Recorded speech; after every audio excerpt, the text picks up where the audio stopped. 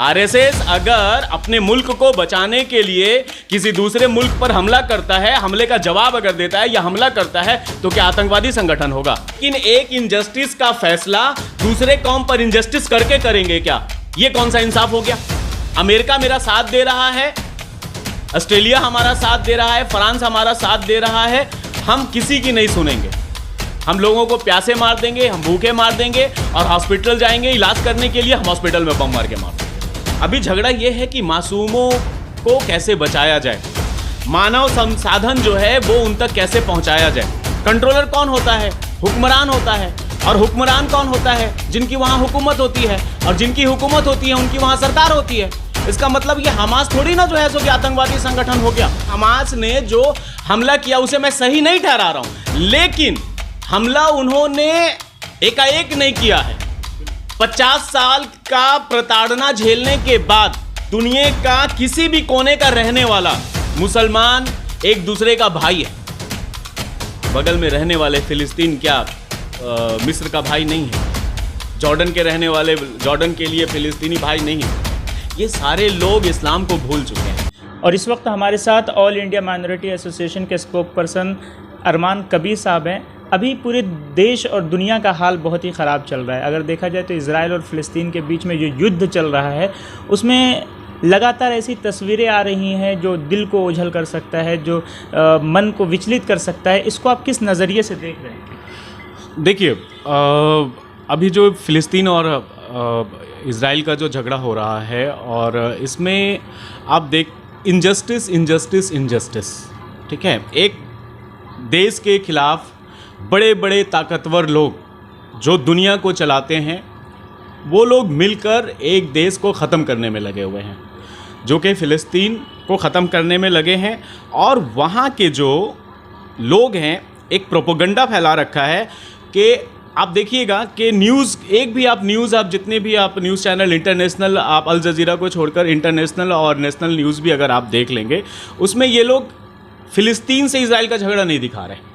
वो कह रहे हैं कि हमास है, हमास है, हमास ने अटैक किया, हमास ने अटैक किया। हमास है कौन? हमास जो है वो गाजा पट्टी का कंट्रोलर है। कंट्रोलर कौन होता है? हुक्मरान होता है। और हुक्मरान कौन होता है? जिनकी वहाँ हुकूमत होती है, और जिनकी हुकूमत होती है उनकी वहाँ सरकार होती है। इसका मतलब ये हमास थोड़ी ना जो है सो कि आतंकवादी संगठन हो गया। आप समझ लीजिए, मान लिया कि अगर फ़िलिस्तीन अथॉरिटी, आप देखिएगा किसी भी बात में अगर होगी तो फ़िलिस्तीन अथॉरिटी की बात करेगी लोग। फ़िलिस्तीन सरकार, कभी सुना है आपने कि फ़िलिस्तीन सरकार ने ये बयान दिया या फ़िलिस्तीन गवर्नमेंट ने ये कहा? आप देखिएगा वहाँ पर फ़िलिस्तीन अथॉरिटी की बात आती है कि फ़िलिस्तीन का अथॉरिटी है। अब यहाँ पर आप देखेंगे कि इस बात को प्रोपोगंडा फैलाने के लिए आप देखेंगे हमास को आगे ला करके रखा है। और कल ही एंटोनियो गुटरेस जो हैं यूनाइटेड नेशन के सेक्रेटरी जनरल, उनका एक बयान आया है। भाई किसी का नहीं मानेंगे आप, यूनाइटेड नेशन का तो मानेंगे ना, कम से कम यूनाइटेड नेशन का आपको मानना पड़ेगा। यूनाइटेड नेशन का सेक्रेटरी जनरल जो है सो कि एंटोनियो कह रहे हैं कि हमास ने जो हमला किया उसे मैं सही नहीं ठहरा रहा हूं, लेकिन हमला उन्होंने एकाएक नहीं किया है। 50 साल का प्रताड़ना झेलने के बाद रोज मतलब इसको अगर अपनी जुबान में हम लोग कहेंगे कि रोज रोज मरने से बेहतर है कि एक बार हमला करेंगे, एक बार हमला करके मरेंगे, मार के मरेंगे। यही स्टैंड जो है हमास जो है अपनाया है वहाँ पे। और एक बात है कि साथ कौन कौन दे रहा है। अभी तक जितने भी मुस्लिम ममालिक हैं वो अपनी जुबानी जंग ही लड़ रहे हैं। इजिप्ट, आप 1968 का जो 6 डे वॉर हुआ, इजराइल उसे 6 डे वॉर जो कहते हैं, अरे थोड़ा और पीछे चलते हैं। 1950 में जब टू नेशन थ्योरी जब वहाँ पे यूनाइटेड नेशन का सबसे पहला केस है इजराइल और ये जेरूसलम और ये वो फिलिस्तीन का जो है जो झगड़ा है, वो यूनाइटेड नेशन का जब गठन हुआ तो सबसे पहला केस था जो आज तक अनसुलझा रहा। उन्होंने टू नेशन थ्योरी उन्होंने दे दिया, इजराइल ने मान लिया, फिलिस्तीन माना और इजराइल को रिकॉग्निशन मिल गया।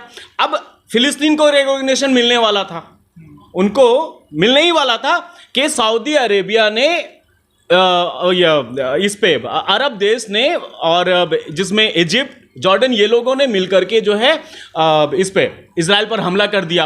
अब वही दिन जो है, जो उन लोगों ने जो हमला किया, वो दिन जो है वो फिलिस्तीन का सबसे बुरा दौर शुरू हो गया, क्योंकि जिस दिन उनका देश बनना था उस दिन वो कंट्रोवर्सी को आग में झोंक दिया गया। गलती किनकी हुई? अरे इजराइल से हम क्या उम्मीद रखेंगे? इजराइल ने तो पैगंबरों को नहीं छोड़ा, लोगों ने पैगंबरों तक को नहीं छोड़ा। उनसे आम इंसान को छोड़ने की, आम इंसान के ऊपर रहम करने की उम्मीद रखेंगे क्या? लेकिन हमारे मुस्लिम ममालिक क्या कर रहे हैं वहां पर? इजिप्ट जो है रफा बॉर्डर नहीं खोल रहा है। अरे भाई, आप किससे डर रहे हैं? जॉर्डन अंदर आने नहीं दे रहा है। गाजा पट्टी का जो है, सो कि जब 1968 में 6 डे वॉर हुआ और उसके बाद वहां पर लोग जमीन को, गाजा पट्टी का आधा से ज्यादा हिस्सा इजिप्ट ने रख लिया। वो जमीन क्यों नहीं लौटाते फिलिस्तीन को? हम सिर्फ इजराइल को जो है हम लोग ये करेंगे। इजराइल तो है ही है, इजराइल तो मतलब बेईमान है। वो बेईमान जिसको हम लोग अपने लफ्ज में कह सकते हैं कि बेईमान है। लेकिन इजिप्ट क्या कर रहे हैं? उनकी ही जमीन पर बॉर्डर बना करके, रफा बॉर्डर बना करके आप फिलिस्तीन के लोगों को आप अंदर नहीं आने दे रहे हैं। तो क्या गजा या इजिप्ट के ऊपर आप सवाल नहीं खड़ा करेंगे? पूरी दुनिया जानती है कि 1968 का जो ये हुआ, जंग हुआ, 6 डे वॉर, उसके बाद फिर दोनों जमीन को जॉर्डन और इजिप्ट ने मिलकर के फिलिस्तीन का जमीन बांटा है। वो जमीन भी तो मिलना चाहिए ना उनको। तो इसमें फिर दोषी कौन है? आपको क्या लग रहा है कि आखिर इजराइल तो आपके हिसाब से कि खुला दुश्मन है फिलिस्तीन का, हाँ। लेकिन बाकी जो मुस्लिम कंट्रीज हैं उन्होंने भी फिलिस्तीन के साथ गलती की है, बेईमानी की है। देखिए, मजहबी एतबार से अगर देखेंगे ना तो अरब ममालिक जो है उन्होंने, देखिए माजी में जाइए आप, जब ऑटोमन अंपायर, जब उस्मानिया सल्तनत को तोड़ा जा रहा था, जब छिन किया जा रहा था, तो उस वक्त भी मस्जिद के इमामों को भी तो मस्जिद के इमामों को कत्ल किया जा रहा था। इनके सह में, सऊदी अरेबिया के सह में नहीं किया गया क्या? इतिहास गवाह है, आप पढ़िए इतिहास को। उसमें बहुत सारे इमाम, मस्जिदों के इमाम को मस्जिद के अंदर घुस करके जो है कि कत्ल किया गया। आज आम आदमी मर रहे हैं तो वो लोग क्या बोलेंगे? वो इजराइल और फिलिस्तीन की लड़ाई में एक ये भी कहा जा रहा है कि ये मस्जिद अक्सा की लड़ाई है, जिसमें पूरी दुनिया के मुसलमान एक जगह पे, एक प्लेटफॉर्म पर आ गए हैं। देखिए, मस्जिद अक्सा का जो लड़ाई है, ये मस्जिद अक्सा एक फेथ है, ठीक है। मस्जिद अक्सा क्रिश्चियनिटी और क्या कहते हैं उसको, यहूदी और इस्लामिक, ये तीनों का मिला हुआ एक जगह है जो बहुत ही इंपॉर्टेंट है, ठीक है। लेकिन फिलहाल जो है मामला ये है कि वहाँ पर फिलिस्तीन के बच्चे मारे जा रहे हैं। कोई भी तो जेरूसलेम की बात नहीं कर रहा है ना, कोई भी। आप देखिएगा कि बहुत सारे इंटरनेशनल चैनल है वो जेरूसलेम से रिपोर्टिंग कर रहे हैं। इसका मतलब है कि वो जेरूसलेम को सुरक्षित समझ रहे हैं, यानी वो सुरक्षित है। अभी हम लोग बात तो वॉर पे कर रहे हैं ना, अगर, क्योंकि आप देखिए अब नेशनल न्यूज़ का मैक्सिमम टीवी का एंकर लोग जो है रिपोर्टिंग करने गया, कहाँ रिपोर्टिंग करने गया? जो सुरक्षित जगह है, कोई वॉर जोन से रिपोर्टिंग करने नहीं गया, ठीक है। वैसा ही कुछ लोग जो फिलिस्तीन में हैं वो जेरूसलेम से जो है रिपोर्टिंग कर रहे हैं। आप बीबीसी वगैरह जो भी आप न्यूज़ देखेंगे, आप देखेंगे आप वो लोग रिपोर्टिंग जो है वो जेरूसलेम से कर रहे हैं। इसका मतलब वो सेफ एरिया, तभी तो वहाँ से रिपोर्टिंग कर पा रहे हैं ना। तो अभी तो झगड़ा उसका नहीं है, अभी झगड़ा ये है कि मासूमों को कैसे बचाया जाए, मानव संसाधन जो है वो उन तक कैसे पहुँचाया जाए, ठीक है। आप देखिए कि कहने के नाम पर वहां पर 11 लाख लोग हैं, 11 से 12 लाख लोग हैं वहां पे, और रोज रसद जिसे कहते हैं, रसद जिसमें पानी, खाने का सामान, दवाई वगैरह जो है पहुंचाने के लिए कम से कम 450 से 500 ट्रकों की जरूरत है। और वहां पर जो ऊंट के मुंह में जीरा जैसा वो 12 ट्रक परसों दिन जो है वो भेजा गया। उसके बाद फिर, और देखिए कमाल की बात है ये कि हॉस्पिटल पे तो ये लोग हमला करते ही करते हैं। आप जब रफा बॉर्डर जिस वक्त खुला है उस वक्त इजराइल ने जो है वो रफा बॉर्डर पे हमला किया है। अब क्या बोलेंगे आप? ये मानवता से परे नहीं है क्या? मामला यही है कि अमेरिका मेरा साथ दे रहा है, ऑस्ट्रेलिया हमारा साथ दे रहा है, फ्रांस हमारा साथ दे रहा है, हम किसी की नहीं सुनेंगे। हम लोगों को प्यासे मार देंगे, हम भूखे मार देंगे, और हॉस्पिटल जाएंगे इलाज करने के लिए, हम हॉस्पिटल में बम मार के मार देंगे। मामला यही है कि हमें फिलिस्तीन पे पूरा कब्जा करना है, यही है।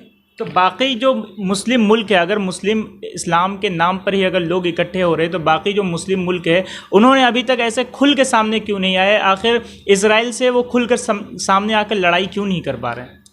देखिए, सब पॉलिटिकल दबाव में हैं, सभी लोग पॉलिटिकल दबाव में हैं। कोई भी मुस्लिम ममालिक अगर सामने आता है, अमेरिका उन पर दबाव डालेगा। क्यों इजिप्ट क्यों नहीं रफा बॉर्डर पूरी तरह से खोल दे रहा है? ठीक है, जब हमारे हुजूर सल्लल्लाहु अलैहि वसल्लम का आखिरी खुतबा है कि दुनिया का किसी भी कोने का रहने वाला मुसलमान एक दूसरे का भाई है। बगल में रहने वाले फिलिस्तीन क्या मिस्र का भाई नहीं है क्या? जॉर्डन के रहने वाले जॉर्डन के लिए फिलिस्तीनी भाई नहीं है क्या? ये सारे लोग इस्लाम को भूल चुके हैं। जिस दिन यह सच्चा इस्लाम याद आएगा, तब तक बहुत देर हो जाएगी इन लोगों को। और अभी तो सिर्फ फिलिस्तीन, उसके बाद फिर क्या कहते हैं उसको, इजिप्ट पर भी अभी कब्जा करेगा वो लोग जॉर्डन को भी नहीं छोड़ेगा अगर यही हाल रहा तो।